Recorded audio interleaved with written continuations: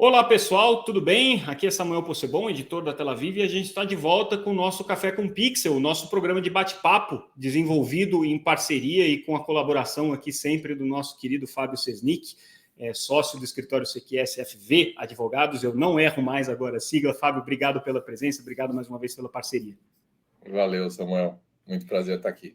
Pois é, o nosso entrevistado de hoje é uma pessoa pela qual eu tenho um carinho imenso, mas eu não vou contar a nossa história conjunta aqui, mas é um personagem da televisão brasileira que tem muita história para contar. Ariel Jacobowitz. Ariel é diretor de TV com 30 anos de experiência, já dirigiu alguns dos programas mais icônicos da TV brasileira, começando pela Hebe, Adriane Galisteu, é diretor do programa da Eliana. Alguns dos programas mais inovadores da antiga MTV também passaram aí pela formação do Ari, e passou em todas as grandes emissoras de televisão do Brasil, quase todas as grandes emissoras do Brasil. Hoje é talvez um dos maiores conhecedores da dinâmica da audiência popular, que é o que faz a essência da televisão brasileira ainda hoje. Nos últimos anos, o Ariel justamente tem se dedicado ao estudo e desenvolvimento desses novos formatos e aos modelos que vão adaptar talvez a TV tradicional a esse novo telespectador. Esse é o nosso convidado de hoje, Ari. Obrigado pela presença. Obrigado, Samu. Obrigado aí pela introdução. Prazer. Oi, pessoal. Oi, Fábio. Muito prazer. Ariel, bacana falar contigo. Os dois estão se conhecendo agora, eu e o Ariel nos conhecemos já há uma vida. Vamos começar esse nosso bate-papo, essa nossa conversa de hoje. Ari, queria que você contasse um pouco dessa sua trajetória, que eu tentei resumir aqui muito simplificadamente nessa introdução, mas que é muito mais rica do que eu coloquei. Conta um pouco dessa tua trajetória, como é que é a tua história na televisão brasileira. Bom, resumidamente, como você disse, eu comecei na MTV entre 93 e 94, o HF ainda, né? O canal HF da MTV. Como formou talento a MTV, né? Muitos, porque ali a gente tinha uma liberdade de experimentação, uma liberdade de audiência, uma liberdade de criação de conteúdo fantástico, né? Fiquei lá por 4 anos. Até quando eu senti que eu queria mais, queria experimentar mais. Saí da televisão, fui para a publicidade, fiquei quase 2 anos na TVC, uma produtora grande que fazia os comerciais, as grandes campanhas do McDonald's, entre outros. E foi uma experiência muito boa, muito importante para mim, ter saído da televisão e ter ido para produção de cinema, para produção, criação, desenvolvimento, filmagem. Era outro universo. Hoje são universos que estão cada vez se aproximando mais. A produtora das emissoras, então isso é uma coisa legal da gente falar até. Fiquei 2 anos ali, percebi que aquilo não era para mim, quer dizer, ficar ali fazendo campanha publicitária não era minha, e voltei para a televisão aberta. Nessa fase estava se iniciando a Rede TV, era a nova emissora do país, estava vindo com uma promessa super bacana. Eu fui para a Rede TV. Da Rede TV eu fui para a Record. Fiquei mais uns anos na Record, ali fazendo a Galisteu, o programa da Galisteu, era um programa de segunda a sexta, ao vivo, à noite. Da Galisteu eu fui para a Band, fiquei mais um tempão na Band, fiz um monte de projetos na Band, muito bacanas também, até que da Band eu vim para o SBT, onde já estou aqui há praticamente quase 20 anos. Construí uma história muito legal aqui, estou construindo ainda, né? Só aqui eu já estou há 11 aos domingos com o programa Eliana, programa de 4 horas, aí, gigante, importante para a emissora.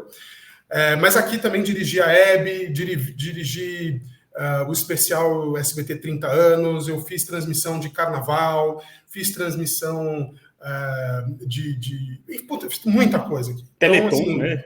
Fiz Teleton, fiz tanta coisa aqui, mas os principais produtos realmente foram 4 anos com a Galisteu aqui, à tarde, depois também Talk Show à noite, depois eu fiz a Hebe, também por quase 4 anos, e há 11, quase 12 também aqui com a Eliana. Ou seja, se tem alguém que entende de programa de auditório hoje no Brasil, é você, né? Acho que poucas pessoas têm essa experiência. Curiosamente, você só dirigiu mulheres, né, em programa de auditório. Sim, e loiras. mulheres loiras. A Hebe, e ícones, né? Ícones. A Hebe é a fundadora da televisão brasileira. Então, assim, você pegou algumas das grandes personagens aí da televisão.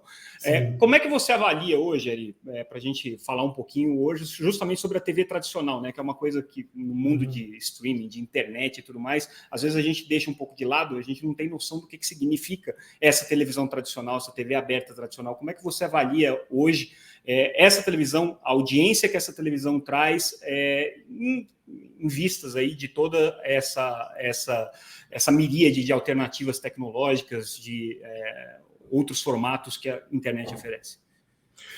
Eu acho que a gente está agora num momento muito, muito crucial. Assim. Eu acho que qualquer profissional que hoje levanta a mão e fala, nós vamos caminhar para cá, a partir de agora vai ser assim, é assim que tem que ser feito, vai estar mentindo e provavelmente vai estar errando. Essa é a minha opinião. Assim. Eu acho que a gente está no olho do furacão de uma grande transformação daquilo que era a televisão, daquilo que ela foi até hoje e daquilo que ela será. Em todos os aspectos. A maneira de se consumir, a maneira de se produzir, a maneira de se pensar. Né? Eu acho que o Brasil ele não vai se modificar tão rápido, né, quanto o resto do mundo, porque aqui as coisas são mais lentas, as pessoas têm menos capacidade de pagar uma internet boa e assinar um streaming, né?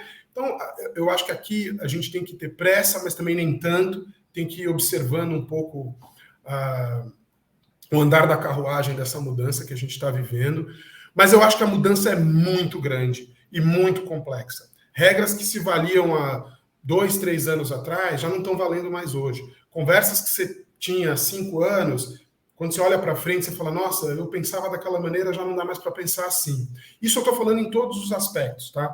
Tecnológicos, desde o equipamento que se usa, aonde você consome a informação daquilo que você acha que vai dar certo para produzir em termos de conteúdos. Então, antigamente a gente olhava só o Ibope. Hoje não dá mais para olhar só o Ibope. Tem 1 milhão de outras fontes que a gente tem que olhar.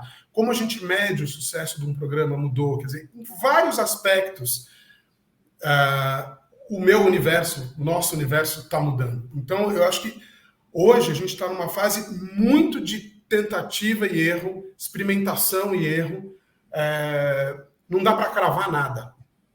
Nesse momento não dá para cravar nada. Para onde vamos e como vai ser. Dá para você dizer que essa televisão tradicional ela está se adaptando a esses novos tempos? Você acredita que existe um processo de transformação? A gente vai falar disso daqui a pouco, mas existe. Sim, eu acho que existe. Eu vou fazer um paralelo que eu acho que pode ser bem interessante. Assim, quando eu assumi o programa da Hebe, ele estava passando por uma crise. Ele não estava bem de audiência, né? Estava vendo. A gente fez umas pesquisas, eu comecei a ler os números e interpretar eles, e conversas e tal. E o que eu estava entendendo? Que o programa da Hebe ele estava sendo o programa da sua avó. Mas que mal é o programa da sua mãe, mas ele não era mais o seu programa. Ou seja, ele era um programa para as pessoas que tinham 60 anos ou mais, né? Ou quem estava com 70. Ele não era mais um programa que falava malha com quem tinha 40 para 50. Quem tinha 30 já falava, é o programa que a minha avó gosta. Né? Só que a Hebe estava cheia de energia, ela tinha um potencial enorme, um nome gigantesco. Né? Então a gente tinha que atuar naquele conteúdo. Né? Era um conteúdo que estava parado, então assim, a Hebe e o seu sofá e os seus convidados. Então tinha que ter uma atuação ali, tinha que ter uma dinâmica, a gente tinha que falar com quem tinha 30, 40 anos. Né? E não mais com aquele público de 60, 70 anos de idade, que era o público tradicional dela e que dava a grande audiência para ela quando essas pessoas estavam com 50, com 40 anos. E eu comecei a mexer nessas engrenagens, né? Quer dizer, tentar preservar aquele programa que agradava os mais velhos, mas tentar mexer numa engrenagem para que o programa se tornasse atual para quem tivesse 30 anos. Né? Então, esse mecanismo, quando você começa a mexer nele, ele é muito sensível. Você desagrada um lado e agrada outro. Você traz um público novo que tem um certo... Nossa, mas esse programa não é para mim. Mas, puxa, tá interessante isso. Nossa, como a Hebe é legal. Mas, nossa, é o programa da minha avó. E você tem aquela geração antiga que fala, que chato isso. Nossa, eu gostava do programa como ele era. Então, quando você mexe em engrenagens... Por que eu contei essa história? Porque eu acho que a gente está vivendo um pouco isso. A gente está tendo que fazer uma nova televisão, trazer ingredientes novos, mexer nesse formato que está aí, para tentar trazer os mais jovens, que já não sabem mais o que é televisão aberta, mostrar para eles, olha, a gente está aqui, a gente tem o que oferecer, é legal, mas sem perder o público que está com a gente, né? E que está sentado ali, que gosta de assistir o seu programa de domingo, sabe? É meio isso. Eu fico curioso aqui, Ariel, como é que você assim, se adapta às mudanças tecnológicas e de tendências assim, na indústria de televisão? Porque eu imagino que essa seja a grande coisa, né? A maneira de consumo era a TV, né? Hoje tem muita janela para as pessoas consumirem, né? É o streaming, não sei mais o que, é o celular, é tela, é o YouTube, é muita concorrência. Então, assim, como é que você se atualiza e se adapta? Assim, você, Ariel, nesse cenário de evolução? Olha, é o que eu falo, assim. Primeiro tem uma prática... Por exemplo, TikTok saiu. TikTok foi lançado, né, no mundo. Era uma rede social para quem tinha 12 anos. Eu imediatamente me inscrevi no TikTok. Imediatamente. E comecei a seguir pessoas no TikTok e olhar o que eles estão falando e como eles estão se comunicando. O jovem que tem 12, 13, 15, 9, eu preciso falar com essas pessoas. Hoje eles são a grande massa de audiência do programa Eliana? Não, é a minoria. Eles estão em outras mídias, em outras telas. Mas tanto faz a tela. Tanto que eu falo às vezes assim, eu não me considero mais um diretor de programa de televisão. Eu sou um criador, gerenciador de conteúdo. Tanto faz para onde, né? Eu preciso criar produtos, gerenciar produtos que falem com as pessoas, quer seja no TikTok, quer seja, né, na televisão aberta ou no streaming. Eu preciso atingir as pessoas. Então, eu preciso saber como elas estão se comunicando. Então, se é dancinha, é a dancinha que está viralizando, é o que as pessoas estão consumindo. Então, como é que eu trago isso para a televisão, que é o que eu faço hoje? Como é que eu trago isso para o domingo à tarde? Né? Como é que eu faço com que o telespectador que tem 50 anos de idade e não tem TikTok entenda o que a gente está trazendo? Né? Que convidado é esse? Então, eu vou ter um convidado que a pessoa mais velha conheça, mas que eu também estou apresentando alguém novo para ela. Então, é uma dinâmica muito louca, eu vou te dizer. Assim, hoje eu tenho que estudar muito mais tudo que está sendo feito, falado, dito em todas as redes sociais, em todos os streamings, em todos os canais, no YouTube, as novas transmissões, tudo. Assim, e não pode ter preconceito, né? Não pode, assim, você não pode olhar nada com um olhar de, isso aqui não vai dar certo, isso daqui não vai vingar. Tudo você tem que olhar como um potencial campo de desenvolvimento. Eu sou daqueles que, assim, eu assisto TV Pesca, tá?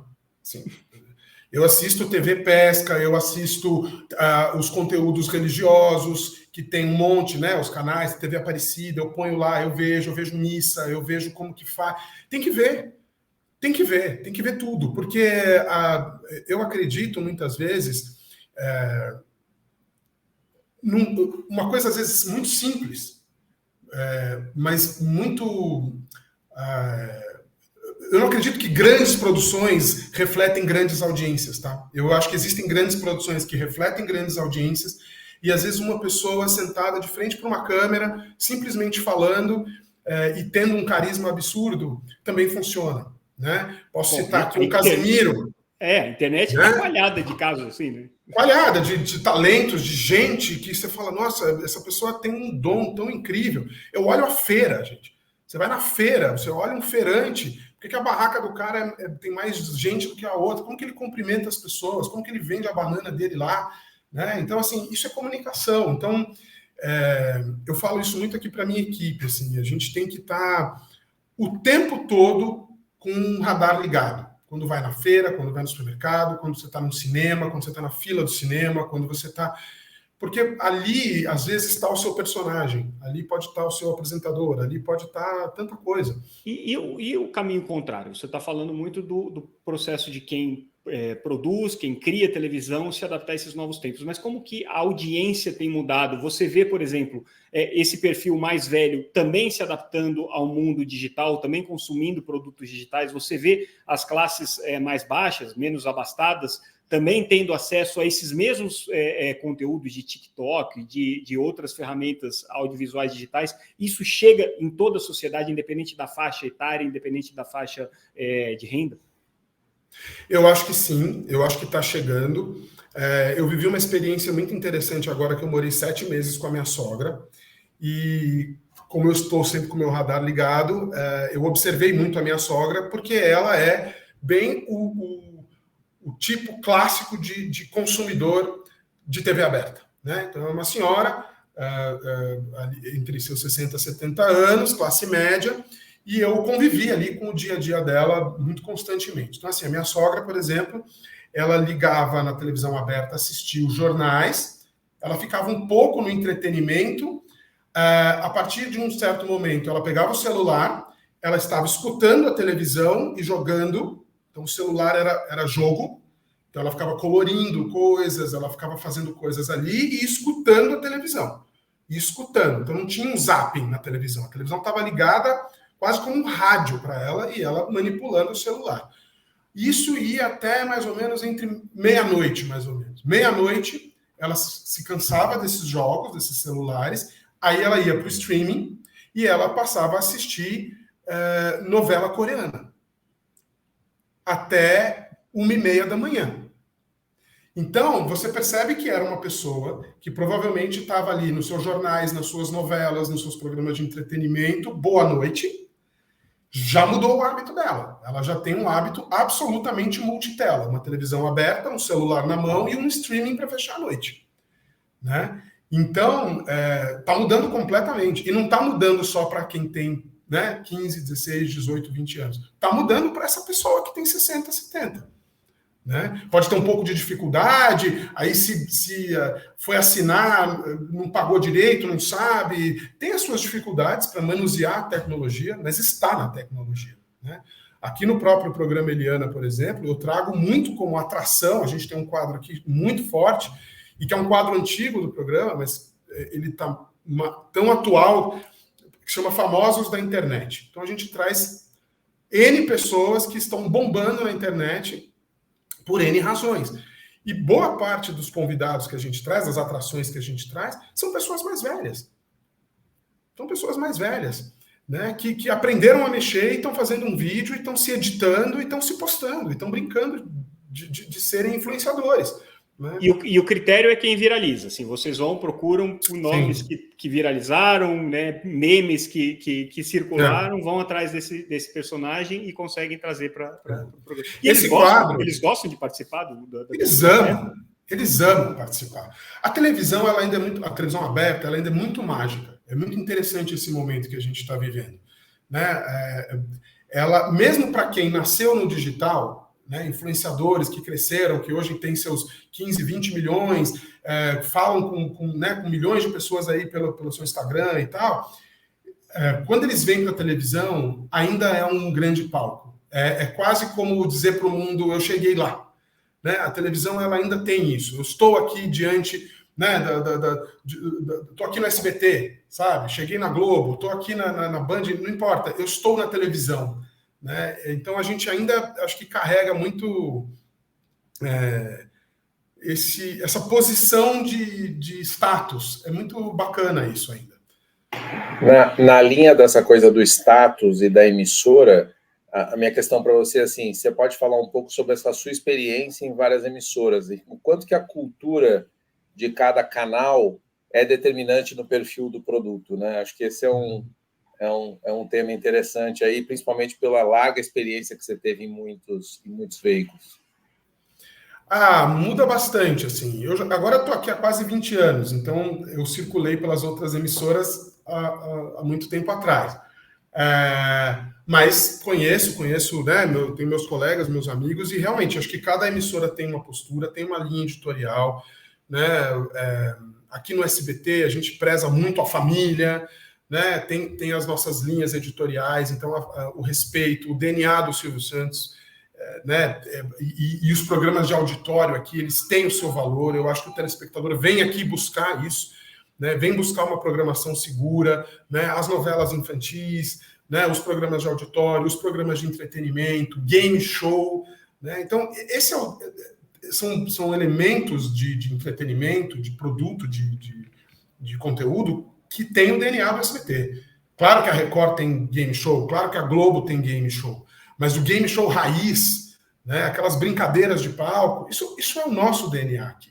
Né? Então, a Record é inegável, ela tem um DNA religioso, ela tem um conteúdo religioso, ela tem as novelas religiosas, né? Ela tem uma maneira de se abordar tudo isso. A Record também tem um DNA muito forte de jornalismo. A Record tem uma grade jornalística muito forte. Se acontece uma tragédia, é natural que as pessoas vão buscar esse jornalismo na Globo e na Record, porque tem uma programação quase que 24 horas de jornal. Né? A Band já foi o canal do esporte há muitos anos atrás. Né?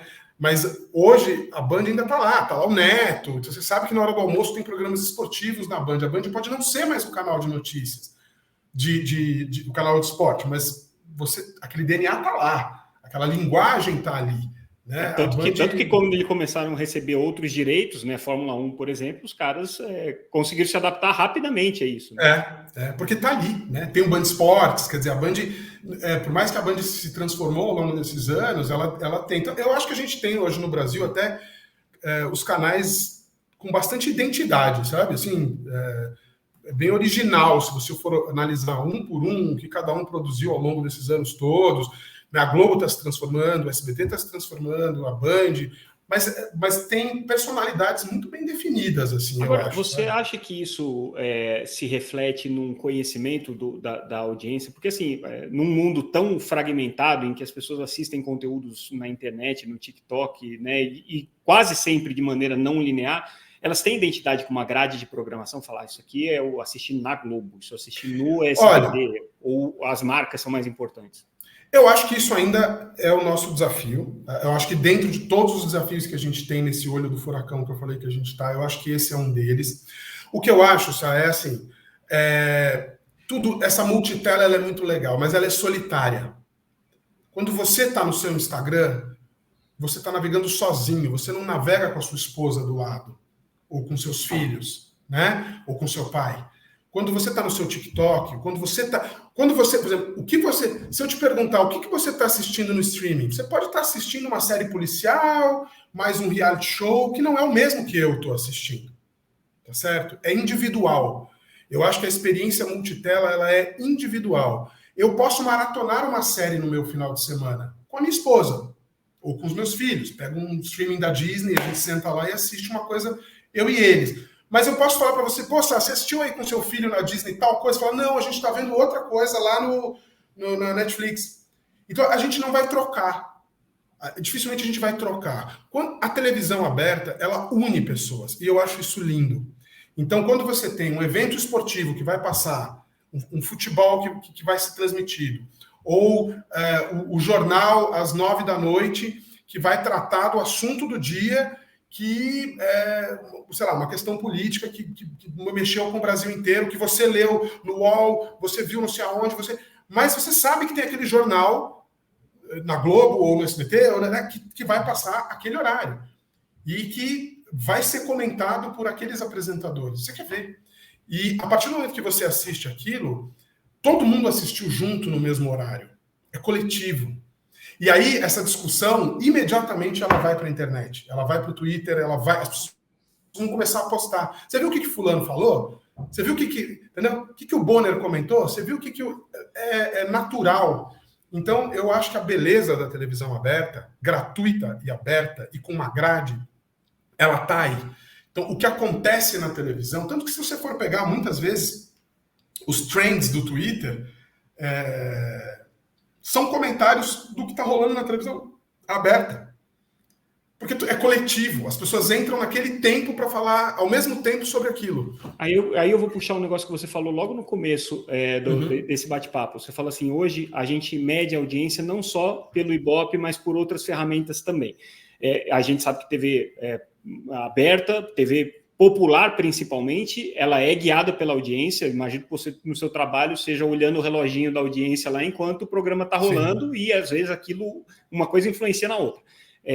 Mas o que mais que se olha hoje? Como é que você mede um sucesso de um programa? Pois é, eu acho que as métricas para a TV aberta, o streaming é outra, né? É outra medição, é o que a gente já conversou aqui internamente, né? A gente tem hoje sempre o Ibope. Sempre tivemos os números do Ibope, os números de audiência, como guia principal, né? E em cima desses números, a gente sempre trabalhou com o que a gente chama de um feeling driven, né? Você vai...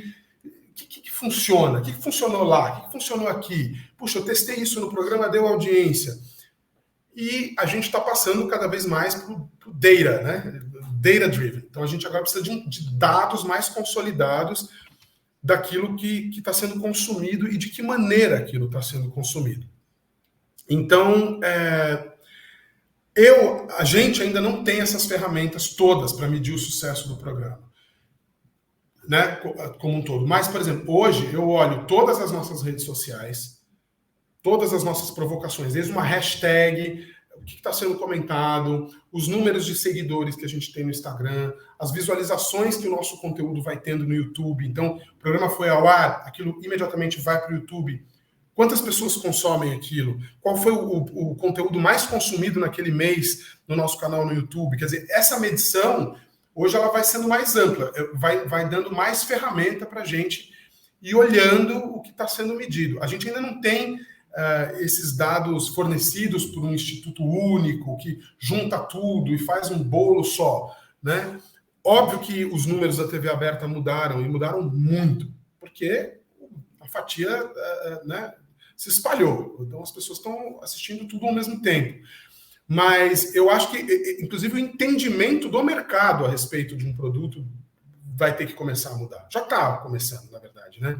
Então, ninguém olha só o número do Ibope. É o Ibope, é o Instagram do programa, é o YouTube do programa, quantidade de interação que as pessoas estão tendo com o produto, com o programa, com o quadro, com o apresentador e por aí vai.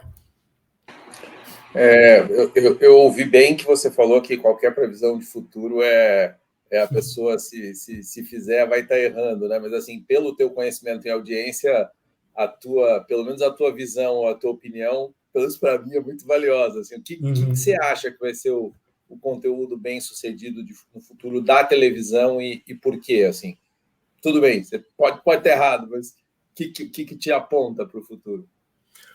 Olha, eu acho que eu continuo acreditando muito em talentos. Eu acho que antes, assim, são várias crenças, tá? Eu acredito muito em talentos. Eu acho que a grande revolução que a internet trouxe, antes, para você ser um Silvio Santos, para você ser uma Hebe, para você ser uma Eliana, para você se tornar um grande apresentador, a jornada era muito longa, né? E era muito... Hoje, está aqui. Né? Você pega, você olha, você começa a falar e essa ferramenta te dá uma potência de ter 20 milhões de seguidores assim, né? Então, com isso, a quantidade de talentos por metro quadrado que tem surgido, surge muita porcaria, mas surge muito talento, mas muito talento, de todas as idades, de todos os tipos, falando sobre tudo que você possa imaginar.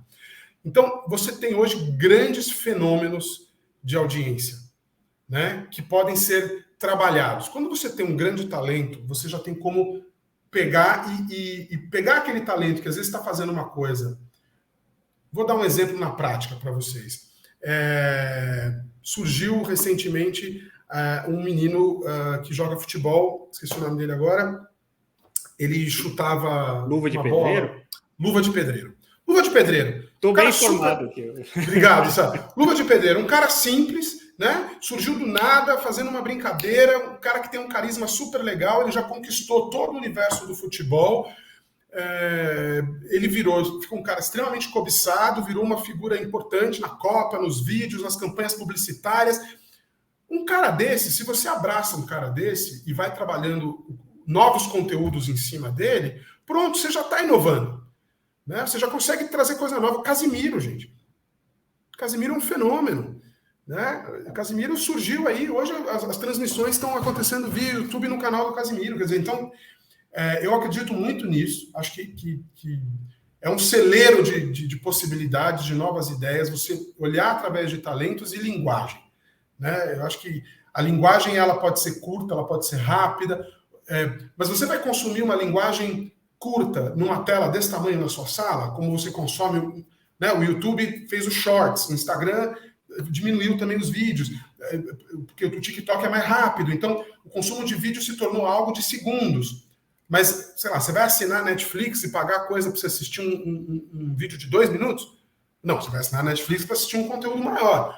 Então, eu acho que está todo mundo tentando achar o seu lugar, né? E o que a gente vai produzir daqui para frente, eu não sei. Eu aposto que cada formato vai ter o seu lugar, né? Cada talento vai ter o seu lugar. E você pode pegar um talento da internet e trazer ele para a televisão aberta e criar um produto completamente inovador. Agora, não necessariamente vai dar certo, né? Assim, existem casos de talentos da internet que vão para a televisão e aquela coisa não funciona. Não acontece em nada. E eu te pergunto com relação a formatos, a mesma coisa acontece, tem você tem, né, para desenvolver o programa, você está o tempo todo olhando formatos, comprando formatos, né, pesquisando formatos e criando algumas coisas. Tem coisas que você olha e fala assim, esse formato aqui na internet vou tentar trazer para a televisão, vou tentar transpor para a televisão aberta. Acontece muito isso e dá certo? Acontece e dá certo, e acontece e dá errado, né? Assim, por exemplo, a gente pegou uma brincadeira que estava viralizando na internet, que a gente trouxe para o programa uma menina chamada Vivi Cake, muito talentosa, que ela faz um apagador bolo, né? Então, é doce ou não é isso aqui? E aí você come, isso é uma coisa muito viralizada, a Vivi Cake tem milhões de seguidores, é um conteúdo legal. Eu falei, puxa, vamos brincar, vamos fazer um quadro disso? Fizemos, chama É Doce ou Não É? Trouxemos ela, né? A Vivi saiu das redes sociais, veio para a televisão, ela, né,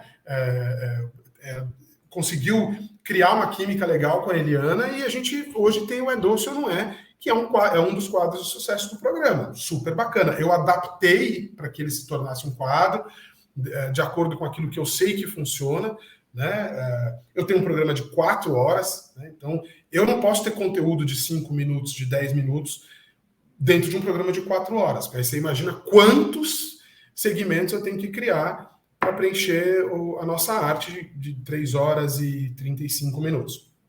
Então hoje meus quadros são grandes, então eu faço uma adaptação, porque eu também sei a dinâmica do público. E o público que consome também um conteúdo no domingo à tarde, às vezes não é o mesmo que está ligado numa televisão na segunda-feira à noite, né? Eu tenho que entender também que horas eu estou falando com aquelas pessoas. O que acontece no seu domingo à tarde? Como é que você está? Né? Você está de short, sem camisa, jogado no sofá, zapeando, e o almoço está sendo servido ao mesmo tempo? Isso não é a mesma fotografia da sua casa na segunda-feira, 9 horas da noite. Então, você também tem que entender que conteúdo você está ofertando, para que horas e para quem, né? Então, o que vai funcionar? Puta, que horas? Para quem? Para passar onde? Quem vai apresentar? É tanta matemática que a gente faz para fazer dar certo a coisa que é complexa responder essa pergunta, assim. E do ponto de vista comercial, Ariel, a gente sabe que hoje, assim, né, existe uma disputa, né, entre internet e televisão aberta, justamente por verbas publicitárias, por desenvolver produtos, soluções que façam sentido para o anunciante. A gente sabe que, né, branded content é uma coisa muito viva na televisão, desde a época dos merchandise e tudo mais. Você acha que a internet ela conseguiu, de alguma maneira, criar alguma coisa nova do ponto de vista comercial para fazer casar esse conteúdo publicitário com o conteúdo artístico? Eu acho que sim. Eu acho que a internet, os influenciadores, eu acho que eles têm um caminho aí, né, que está se abrindo, as agências, enfim. Hoje tem agências e agências que cuidam de influenciadores, de conteúdo, o que o cara vai postar, como vai postar, novos formatos. E nós estamos fazendo a nossa lição de casa, né? Acho que o departamento comercial nosso aqui pode falar melhor do que eu, mas sobre novos formatos comerciais, o branded, que é, né, a palavra mais usada. Agora, nós aqui, o tempo todo, a gente está trabalhando essa questão da multitela. Quer dizer, então, o anunciante de um programa, né, do nosso programa Eliana, por exemplo, ele também vai para o YouTube, ele também está no Instagram da Eliana, ele também vai para uma parte que não foi ao ar na aberta, mas ele está no YouTube como Então, isso, comercialmente, a gente começou também, já há um bom tempo, trabalhar novos formatos de venda. O meu ponto é se, do ponto de vista artístico, criativo, ter que ter esse diálogo com o comercial é uma coisa que ajuda, atrapalha, ou é só uma realidade que tem que se lidar e que tem funcionado? Olha, é mais isso. É uma realidade, é isso, tem que funcionar. Eu acho que hoje a nossa conta é cara, né? Assim, produzir conteúdo não é barato. Eu acho que a gente está vivendo um momento interessante, porque o streaming puxou a régua para cima, né? Então, quando você assina um streaming, você se acostumou a ver grandes produções, quer seja um reality, uma série, um filme, são grandes produções. Você não espera algo simples de um streaming. Você está pagando, né? Então, a régua de qualidade, de nível de produção, ela subiu, eu acho. Então, o que a gente tem que ofertar hoje tem que ser algo legal, bem produzido, né? Não necessariamente caro, mas, enfim, a demanda pela qualidade, eu acho que ela está cada vez maior, e isso é ótimo. Eu acho que, né, a gente está se acostumando a ver coisas cada vez mais bem produzidas. Então, assim, e para isso a gente precisa vender. Então, se a gente consegue criar um produto que comercialmente ele já venha embalado e que você tenha uma experiência de consumo daquele conteúdo e, ao mesmo tempo, você está consumindo ali um produto comercial, que tem uma marca atrelada, ok, né? Isso vai agregar valor para a marca e não necessariamente atrapalha o teu conteúdo. Então, acho que vai dar habilidade aí das agências, dos criadores, diretores, da emissora, das aberturas, de também pensarem em produtos que já vão falar, não, isso aqui cabe trabalhar esse segmento, e traz o segmento para cá. Você que trabalha tradicionalmente na TV tradicional, quer dizer, sei que você tem desenvolvido um projeto para outra plataforma, né? Assim, conta um pouco aí de como é que foi a sua experiência, exatamente o que é esse projeto. Ô, Fábio, eu vou te falar uma coisa assim, é uma coisa que eu costumo brincar, que eu falo assim, que nós da TV aberta, nós somos a turma do fundão. Sabe a turma do fundão da sala de aula? A turma do fundão. É muito engraçado o que a gente está vivendo agora. Por que eu falo que a gente é a turma do fundão? O diretor de televisão, criador de conteúdo de televisão aberta, não tem prêmio para a gente. O cara que é publicitário, que desenvolve campanhas publicitárias e tal, tem prêmio. É um mundo glamuroso. O cara vai para Cannes, ganha prêmio e tudo mais. A turma do cinema, idem, né? O cara ganhou desde um Oscar até, né, um Kikito, um monte de premiações e se discute, Grammys e tudo mais. Nós não temos nada. O M vai para diretor de série também, né? É isso. O maior prêmio da televisão internacional. Você vai ver um monte de minisséries que estão, né, estouradas nos Estados Unidos, na Europa. Tal. O cara que faz um programa de auditório ou que faz um reality show não tem prêmio pra gente, né? Então a gente é muito a turma do fundão, né? O Newton Travesso, né, o famoso diretor, é um grande amigo meu também de muitos anos. Ele sempre fala para mim assim, Ariel, né, a sua marca não vai ficar, porque o programa de televisão de auditório, ou seja, né, o reality, ele acontece e ele vai. As pessoas vão lembrar do programa, mas quem fez, quem dirigiu, quem produziu, quem escreveu, qual foi, né? E ele tem razão. Eu acho que a gente cresceu num mundo. A gente sempre foi a turma do fundão mesmo. Assim, a gente eram profissionais que vieram do teatro, da rádio, que se adaptaram à televisão que estava surgindo e foi indo. E a gente. E é chão de fábrica, né? Trabalhar. E é chão de fábrica. Fazer programa de auditório todo dia é trabalho de camelo. Sabe? E é muito louco, porque às vezes eu falo assim, nossa, todo domingo eu tenho 15, 16, 17 milhões de pessoas assistindo o que a gente faz aqui. Soma isso no mês, soma isso no ano. Quantos milhões de pessoas assistem o que eu estou fazendo? né? Então a gente sempre foi muito desvalorizado nesse sentido. Não tinha glamour, nunca teve glamour, né? No criador de conteúdo. E a gente vem passando por um processo muito interessante, que eu até citei no início. Eu fui para a produtora, as produtoras não queriam saber da gente, né? A produtora fazia filme publicitário. As grandes trabalhavam com filme publicitário, com documentário, e as pequenas faziam bar mitzvah, né? Batizado, essas coisas. Ninguém fazia conteúdo para televisão, ninguém fazia programa. Hoje está todo mundo fazendo programa. Se você olhar, está todo mundo fazendo programa. Programas de televisão, conteúdo, reality, formato para a internet, formato para o YouTube. Inclusive fazendo programas que tradicionalmente eram da TV aberta, né? Tipo, você mencionou novela coreana, novela turca. Exato. Coisas que estão voltando. Eu, às vezes, começo a viajar no YouTube e começo a ver programa. Eu falo, quem está fazendo esse programa? Aí você vai ver, é uma produtora grande, né? Uma produtora média, uma produtora pequena. Está todo mundo fazendo programa, programete, né? Criando formatinhos. É a marca, né? Criando e lançando no YouTube. Aí você vai ver, uma série feita pela marca.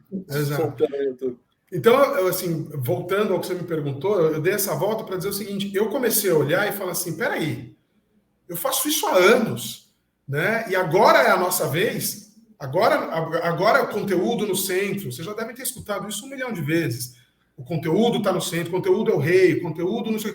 E aí eu falo assim, poxa, eu estou há 30 anos fazendo conteúdo, agora estão dizendo que o conteúdo é o rei? A gente fala com milhões de pessoas há tantos anos, né? Então, assim, eu agora me sinto um pouco orgulhoso de falar assim, não, peraí, então agora é a vez do criador, agora olhem para nós, a gente está criando conteúdo há muitos anos, né? Então, nesse aspecto, eu comecei a provocar, né? Então, eu tenho ideias que cabem ao SBT e que eu discuto. Eu sou membro do comitê artístico aqui também, então eu trago ideias para o programa e também trago ideias para fora, né? Ao longo desses anos, eu fiz um programa para Fashion TV, há uns anos atrás, chamado Moda e Música, eu fiz uma série. Então, quando o SBT me libera, eu sempre peço licença, porque eu tenho uma história aqui, né? Peço licença, falo, olha, tenho isso, interessa, né? E quando eles falam, não, tudo bem, eu falo, posso apresentar? Né? Então, já fiz algumas instruções, né?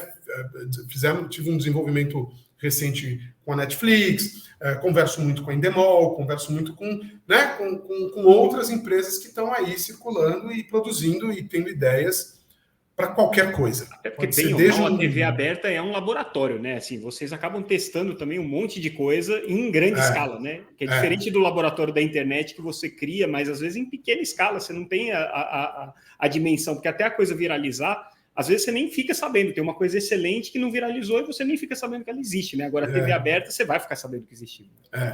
É o que eu falo para meus amigos, né? Eu falo para meus amigos assim, olha, se você errar no trabalho de vocês, se não for um erro gravíssimo, que malha aquele erro vai ficar no escritório. Eu ponho alguma coisa errada no programa Eliana e vai ao ar no domingo, é capa do UOL no domingo à noite, né? Então, assim, a visibilidade é gigantesca e a gente tem que se acostumar a lidar com isso, porque é uma janela muito potente, muito poderosa. E a aferição da audiência constante, né? Porque, assim, você está sendo avaliado ali na hora, né? Diferente do cara que fez a série, foi para o ar e... O Minuto a Minuto, ele é maravilhoso. Eu acho ele maravilhoso. Assim. Eu sou um viciado no Minuto a Minuto. Né? Eu tenho ele no meu celular, eu consumo ele. Eu fico ali cheirando para onde aquelas pessoas estão indo, quando sobe, quando desce. Né? Sabe, essas pessoas... Caiu um ponto. Foi para onde esse ponto? Foi para lá? Foi para cá? O que está tendo lá na emissora vizinha? Ou não, desligou a televisão, foi para o streaming, né? Então eu gosto de analisar o minuto a minuto e depois eu gosto de pegar as pesquisas que vêm depois e ficar entendendo a movimentação das pessoas. Mas ela está cada vez muito complexa, porque antes ou ela ia da Globo para o SBT, do SBT para a Record, da Record para né? Ficava ali, ou a televisão era desligada. Agora não. Elas têm um monte de outros lugares onde elas vão estar consumindo alguma coisa. Então, para eu seguir essa trilha, novas ferramentas têm que ser criadas, né, para a gente poder sentir. Hoje, o SBT até está trabalhando agora com uma ferramenta que eu estou brincando com ela, de uma empresa que mostra para a gente o consumo de vídeo no mundo inteiro.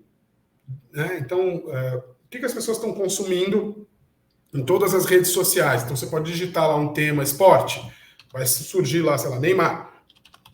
Então, o que elas estão consumindo? Então, isso já é uma ferramenta que a gente está começando a lidar agora, muito legal, muito poderosa, assim, de você sentir o que está...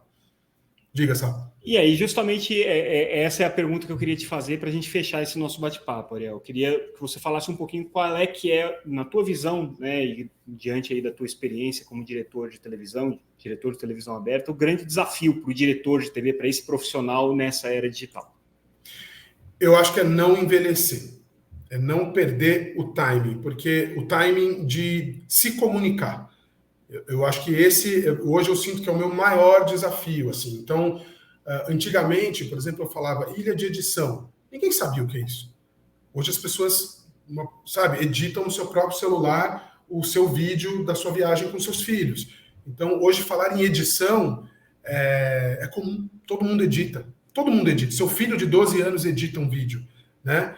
Então, o meu maior desafio é como que eu me comunico, sendo que as minhas maiores ferramentas de trabalho, você editar, você, né, criar um conteúdo, você fazer um formato diferente e continuar atingindo pessoas,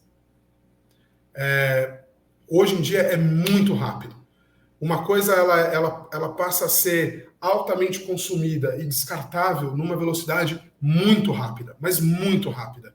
Então você fala, nossa, isso aqui é o que está todo mundo falando, está todo mundo gostando. Beleza, vamos fazer um conteúdo assim? Vamos, amanhã já não é mais. Aí aquilo funciona, depois não funciona mais. E antigamente o tempo dessas modas, vamos dizer assim, dessas ondas, o que está todo mundo... todo mundo está gostando de reality, então vamos fazer reality. Então, o reality tem muito tempo. Dura-se anos, tá? E o Big Brother, quantos anos tem? Aí, de repente, não, esse reality não interessa mais. Agora a gente quer ver game musical de novo. Game musical voltando à moda. Sim, porque tá todo mundo fazendo dancinha. Então, vamos fazer game musical com dança.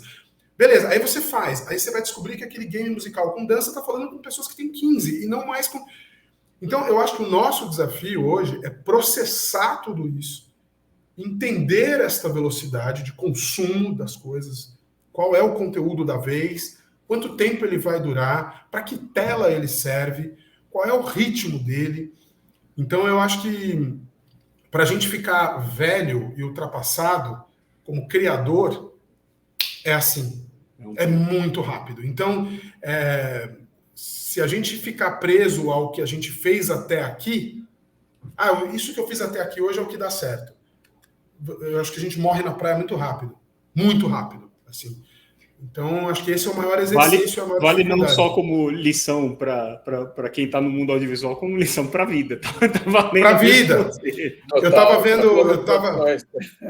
Eu estava lendo uma matéria ontem, por exemplo, e tenho notado, por exemplo, agora a quantidade de coaches que está me mandando mensagens assim: você não sabe nada de inteligência artificial? Então você já era. Você tem que saber tudo, você tem que saber operar todas as inteligências artificiais, senão você vai ficar por fora e você vai morrer na praia. E você não vai saber. E a realidade virtual também está aí. As pessoas agora vão consumir usando óculos. Então você tem que saber inteligência artificial e tem que saber realidade. E você tem que... Aí você fala assim, caramba, mas eu ainda não sei usar todas as ferramentas. Mas então eu estou ultrapassado já? Qual é o tempo em que eu vou morrer? Né? Assim, que horas eu tenho que me matricular num curso desse e entender tudo de inteligência artificial? É tão rápido. E a pressão para que você aprenda e saiba é muito rápida também. Vem no seu Instagram a cada 5 minutos uma pessoa dizendo, tem que... Então, eu acho que o nosso maior desafio é esse. É entender para onde a gente está indo e como se manter atualizado sem também enlouquecer, né? Outro dia eu vi um conselho que é muito bom. Assim, foi o seguinte: você vai perder alguns bondes na sua vida. Você só não pode perder o bonde certo. O difícil é saber qual é o bonde certo. Maravilhoso. Maravilhoso. Fecha o que nós estamos falando. É isso aí. Ariel, foi um super prazer conversar contigo nesse nosso programa, no Café com Pixel. Até a Tela Viva aí se reinventando, graças ao Fábio, que me encheu o saco aqui para a gente fazer um programa de televisão. E aí, estamos aqui tentando. É um prazer te receber, conversar com você, aprender um pouco sobre essa realidade tão importante, tão relevante e, ao mesmo tempo, tão pouco discutida, que é a realidade da TV aberta brasileira. Mais uma vez, te agradeço pela presença. Obrigado pelo convite, obrigado, Fábio, obrigado, Sá. à disposição de vocês sempre para debater, discutir, olhar esse mundo maravilhoso nosso aí de conteúdo, de televisão aberta, de streaming, de podcast, tudo que a gente está fazendo e que ainda vamos fazer daqui para frente. Né? É isso aí. Foi um prazer, Ariel. Foi obrigado. Muito legal. Obrigado. Valeu. Tchau, gente. Obrigado. Vou tirar vocês tchau. aqui do nosso quadro. Encerramos assim mais um programa Café com Pixel. Agradeço mais uma vez a audiência de todos vocês, agradeço a nossa parceria sempre com o Fábio Sisnick e a gente volta em breve com mais um grande convidado, uma grande convidada para discutir temas relevantes e importantes do mercado audiovisual. Obrigado, gente. Até mais.